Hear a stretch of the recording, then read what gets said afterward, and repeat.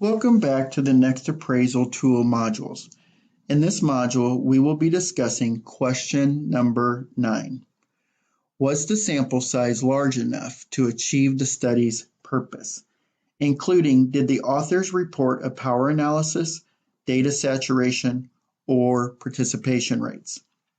This type of information is typically found in the methods section of an article. When you are reading a report of a study, you should wonder how the researcher determined the number of participants to enroll. Typically, for a quantitative study, the number needed is decided in advance to avoid having too many participants or too few. There are risks related to the trustworthiness of the data, as well as ethical concerns for either of those situations. The author should tell the reader how they decided the appropriate number for the sample.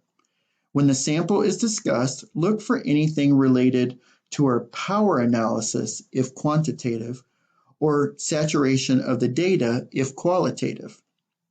A power analysis is a mathematical way to decide if a sample will provide solid statistical test results. Data saturation is related to not hearing anything new from the people being interviewed or telling their stories.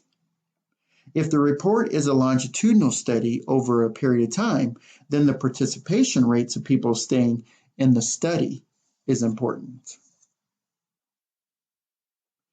Here is an example from a published article. Notice in this brief example that the authors explained that the sample sizes were calculated and an 80% power was obtained. An 80% or higher is usually desirable. Sometimes the number isn't always reported, but you are looking for any description of how they determined the size of the sample and if it was appropriate.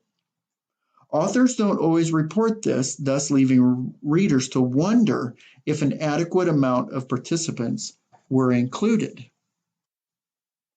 In forming your appraisal response, decide if the authors provided any clear description of how the sample was determined to be sufficient for the purpose of their study. If you're not able to identify any description or discussion, simply formulate your answer as a no, stating that as a reader, you couldn't clearly identify any discussion that helped you determine if the sample size was appropriate for this study.